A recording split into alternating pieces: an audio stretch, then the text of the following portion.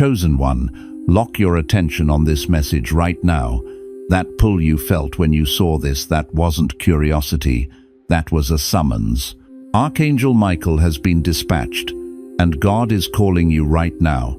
Not tomorrow, not after you get yourself together. Right now, exactly as you are. The enemy has been working overtime against you this week for one reason and one reason only. He knew this call was coming. He knew that if you heard this message, everything he has been building against you collapses today. And it all ends today. The silence, the confusion, the feeling that heaven has gone quiet on you. But here is what you need to understand: it is not ending because of coincidence. It is ending because of what you have already done in the Spirit, even when you did not know you were doing it. Think back to that moment this week when you almost talked yourself out of something. Maybe you almost sent a message you should not have sent. Maybe you almost made a decision rooted in desperation instead of faith. But something stopped you. You pulled back. You went quiet. You waited. You did not know it then. But that restraint was not weakness, that was obedience, and heaven recorded it. You did not find this recording by accident. The algorithm did not bring you here. Archangel Michael did. This is a divine appointment, ordered from the throne room, scheduled before the foundations of the earth were laid. You are standing at a threshold that does not open twice.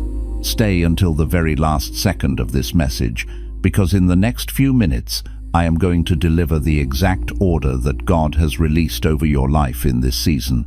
I am going to expose the specific lie the enemy planted in your mind to make you believe God had stopped speaking to you.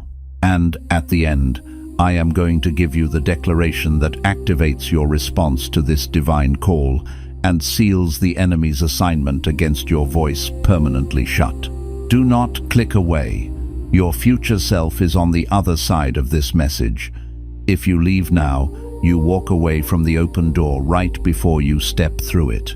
I know what the last 72 hours have felt like. The atmosphere around you has not just been quiet. It has been thick, heavy, in a way that is hard to explain. Like something is pressing in from every direction and you cannot locate the source.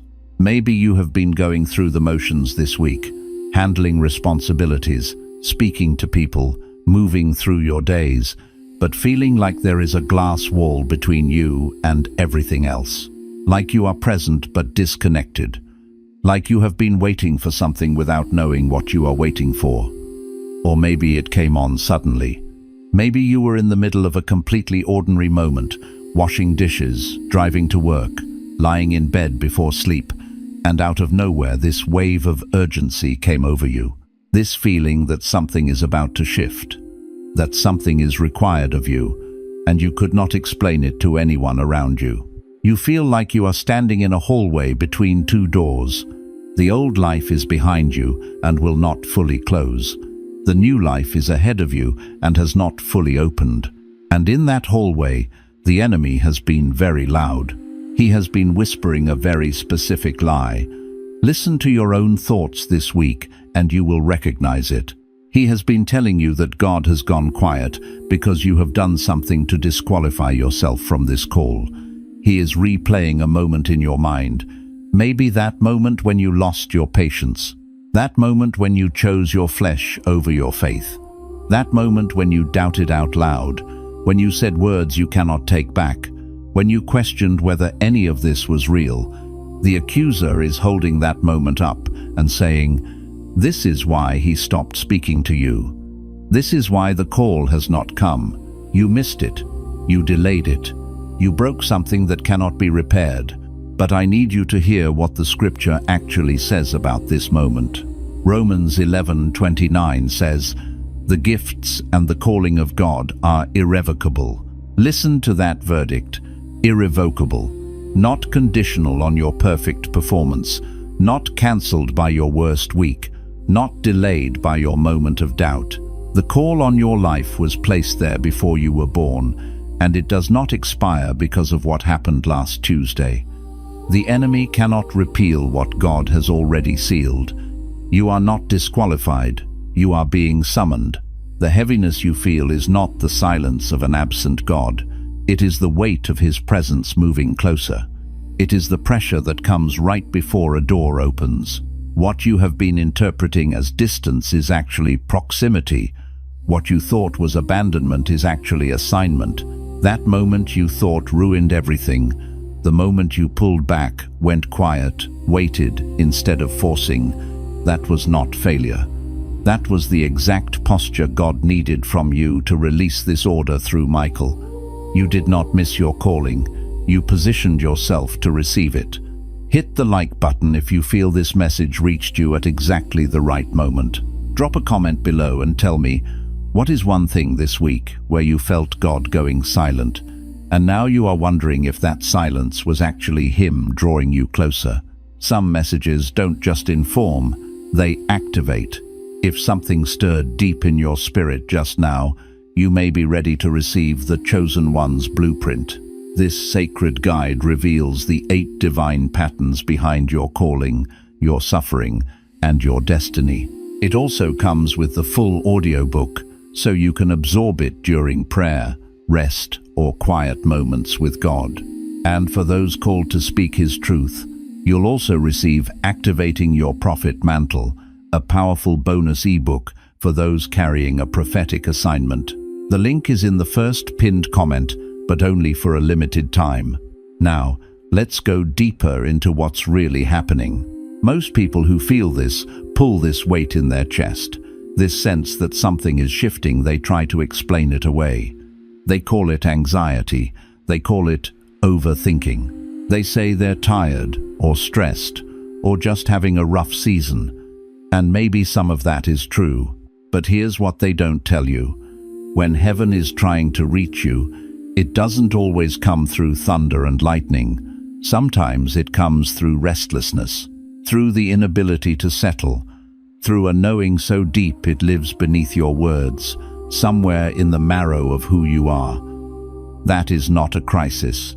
That is a summons. Imagine a mighty oak tree sensing the approaching storm, not with panic, but with a deep-rooted awareness, drawing its strength inward, preparing for what is to come. This internal stirring, this profound disquiet, is not a sign of weakness, but a divine signal, a celestial whisper urging you to attention. It's the echo of a call so ancient, so fundamental to your being, that it resonates in the very core of your soul. It's the universe beckoning, saying, it is time to awaken. And what's being exposed right now is the very reason most people never answer it. There is a lie that has been operating in your life so long, it stopped feeling like a lie. It started feeling like reality, like fact, like just the way things are. The lie sounds different for each person, but at its root, it says the same thing. You are ordinary. You are too broken. What happened to you disqualified you. The years you lost, the people who left, the prayers that seemed to go unanswered, all of it somehow became evidence in a case built against your own destiny. And without realizing it, you became your own prosecutor. You started agreeing with the verdict before the trial was ever finished. This insidious narrative, like a fog that settles so deeply it begins to look like the landscape itself, obscures your true vision. It whispers insidious doubts, painting your past failures and perceived shortcomings not as stepping stones, but as insurmountable walls. It crafts a false identity, an identity of limitation, convincing you that the very experiences that were meant to refine you have instead rendered you unfit for the grand tapestry of your divine purpose. You've become so accustomed to this self-condemnation that it feels like an objective truth, a verdict handed down by an unassailable judge, when in reality the judge, the jury, and the prosecution are all a construct of the lie itself. Think about Moses. Here was a man chosen before he could choose himself, marked by heaven, hidden in the water, raised in a palace that was never meant to be his permanent home. And yet when the moment came, when the burning bush blazed and the voice of the Most High called his name, Moses did not leap forward, he argued. He said, "Who am I?" He listed his limitations. He pointed to his past, to his speech, to every reason why God must have the wrong person. And the heartbreaking thing is Moses wasn't being humble, he was being deceived.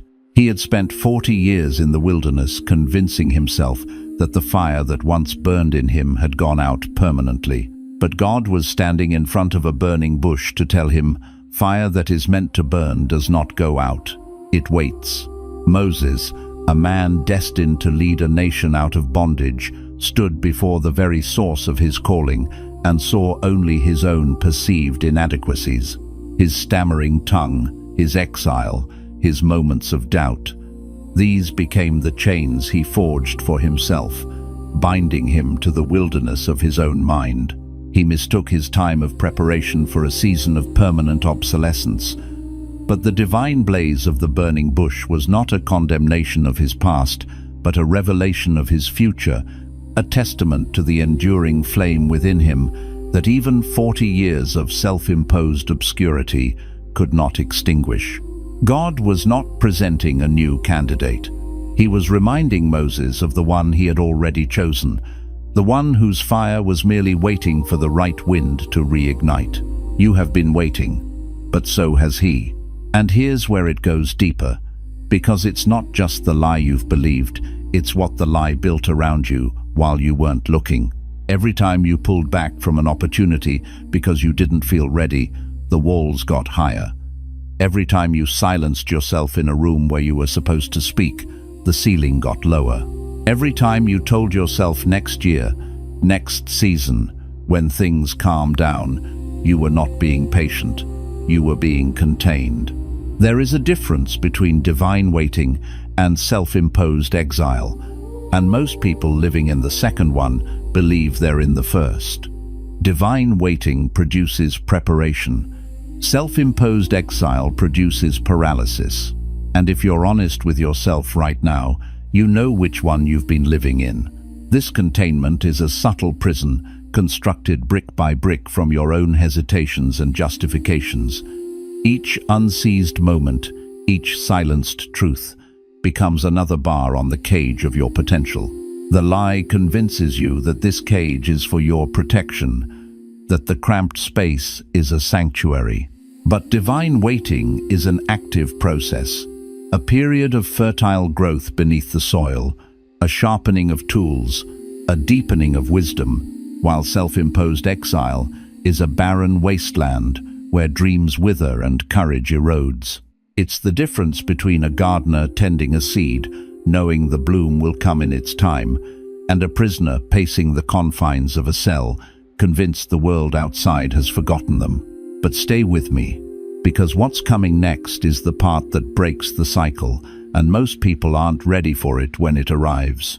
The transition out of that exile doesn't begin with action. It begins with something far more uncomfortable. It begins with grief. You have to mourn the version of yourself that accepted less than what heaven designed for you. You have to sit with the weight of the years, the silences, the moments you shrunk yourself to fit into spaces that were always too small for what you carried. Not to condemn yourself, but to finally acknowledge what was real. Because you cannot release what you have never named, and you cannot step into who you are becoming while you are still protecting who you pretended to be. This is not about dwelling in sadness, but about a profound act of truth-telling. It is a sacred excavation, unearthing the buried parts of your spirit, acknowledging the cost of self-betrayal. It's like a sculptor looking at a block of marble that has been chipped away incorrectly, not to lament the flawed form, but to understand its limitations so they can begin to carve anew. This grief is the necessary precursor to liberation, the shedding of old skins that are too tight to allow for new growth. It is the honest appraisal of where you have been, not to remain there, but to gain the wisdom needed to move forward with intentionality. David understood this. Before he ever stood before Goliath, he sat in fields where no one was watching, writing songs in the dark, weeping in ways a king wasn't supposed to weep. The Psalms were not poetry, they were confessions. They were a man choosing to be honest with God about rage and doubt and abandonment and longing, because he knew that the moment he stopped being honest, he stopped being reachable. Your transparency before God is not weakness. It is the very frequency heaven uses to locate you. David's secret moments of vulnerability in the fields were not a sign of his unreadiness, but the very foundation of his strength. In those unobserved hours, amidst the quiet echoes of his soul, he wrestled with his deepest fears and hungers, laying bare his unvarnished heart before the divine. The Psalms are a testament to this profound intimacy, a raw and unfiltered communion where the lion slayer wept and raged, not in shame, but in a radical act of self-surrender. This honest expression, this willingness to be fully seen in his brokenness, was precisely what made him so profoundly reachable by the power of God, tuning him into the very broadcast signal of heaven. And this is where something begins to shift, because once you allow yourself to be found in your honesty, the next thing that has to happen is harder than the grieving. You have to revoke access. There are voices that have been speaking into your life that were never authorized to be there. Some of them belong to people you love. Some of them belong to versions of yourself that formed in survival mode. Voices that kept you safe once, but have been keeping you small ever since. These voices don't always sound dangerous. They sound reasonable. They sound like wisdom. They say things like, "Be realistic," or "Who do you think you are?" or "You've tried before and look what happened." They dress fear in the language of caution, and they have been so effective that you started calling their counsel discernment. Real discernment does not shrink you. Real discernment protects the assignment while challenging the ego. It tells you to wait when waiting is preparation. It tells you to move when hesitation is fear. Counterfeit discernment does the opposite. It justifies staying still when God is saying rise. And until you learn to tell the difference, you will keep mistaking your prison for your sanctuary. Discerning the authentic from the counterfeit is a sacred art, a spiritual compass that guides you through the noise. True discernment is like a finely tuned instrument, vibrating with the frequency of divine truth, expanding your capacity and clarifying your path. It aligns with your divine assignment, even when it calls you into uncomfortable growth. False discernment, however, is a siren song, a seductive whisper of limitation that masquerades as prudence, ensnaring you in a web of fear disguised as wisdom. It cloaks inertia in the guise of caution, keeping you tethered to the familiar when the call is to venture into the unknown. Learning to distinguish these voices is paramount to breaking free from the self-made sanctuary that has become your spiritual prison. In just a moment, we'll uncover what's been hidden in plain sight, the thing that's been feeding your delay from a place you never thought to look. Because here's what most people don't realize. The enemy is not always outside of you. The warfare is not always coming from other people, from circumstances, from doors that won't open. Sometimes the deepest warfare is happening in the narrative you keep rehearsing in private. The story you tell yourself about who you are, about what's possible, about whether God really meant what he said when he said it about you. Every morning you wake up and choose that story over the one heaven wrote. You are not a victim of spiritual attack. You are participating in it. That is not condemnation. That is an invitation to understand your own power. The battleground of your mind is often the most fiercely contested territory. The enemy's most potent weapon is not external opposition, but the internalized narrative that undermines your divine identity. When you wake each day and consciously or unconsciously choose to believe the story of your limitations, your past failures, and your unworthiness, you are actively collaborating with the forces that seek to keep you small. This isn't an accusation of complicity, but a profound revelation of your agency. It is an awakening to the fact that the stories you tell yourself hold immense power, and by choosing the narrative heaven has written for you, a narrative of purpose, potential, and divine favor. You become an active participant in your own liberation. Because here's the confrontation you need to receive today. You are not powerless. You have never been powerless. The very fact that the adversary has spent years building a case against your identity tells you exactly how dangerous your destiny is. Ordinary people are not pursued like this. Ordinary lives do not attract this level of opposition. The warfare around your mind, your relationships, your body, your finances, it is not random, it is targeted. And targeted things are tracked, and only things that matter get tracked. If nothing about you was significant, you would have been left alone a long time ago. Consider the intense scrutiny placed upon a priceless artifact. It is not the common clay that draws such vigilance, but the treasure it holds.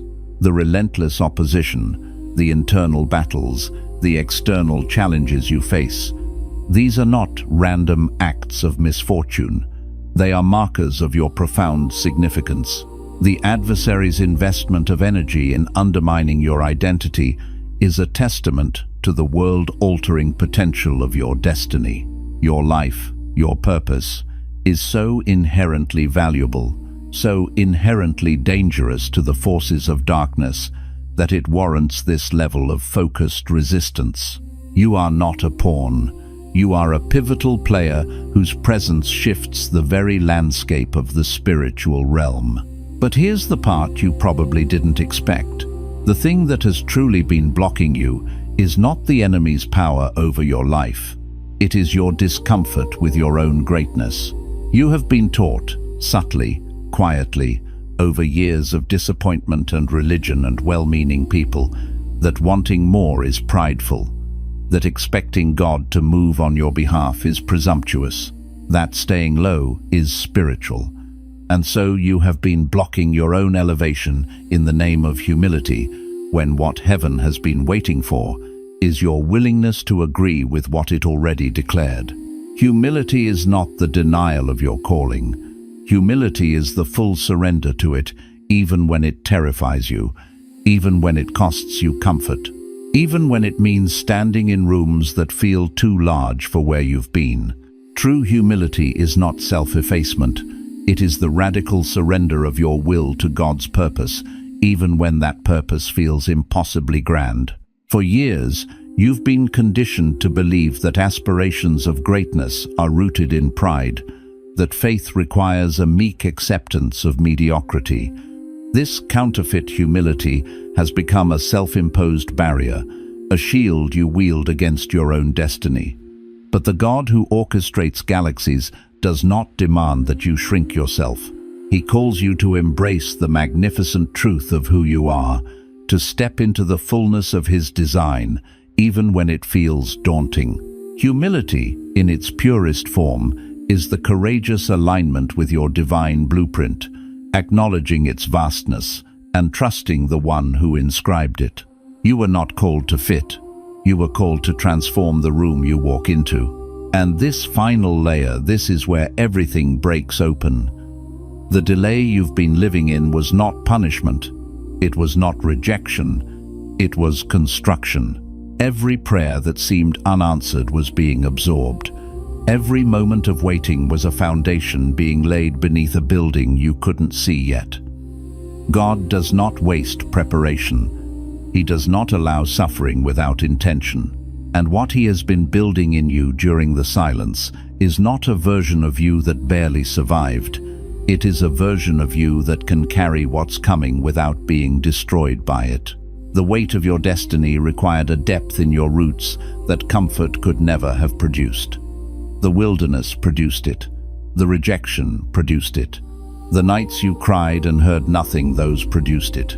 The seasons of delay were not barren voids, but sacred workshops where God meticulously forged your resilience. Each unanswered prayer was not a sign of neglect, but a deposit of spiritual strength. Each quiet moment was not an emptiness, but the silent, powerful work of establishing deep, unshakable roots.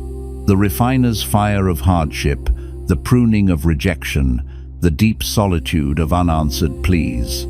These were not punishments, but the essential elements in the creation of a vessel strong enough to contain the immense glory of your calling. You are not a survivor.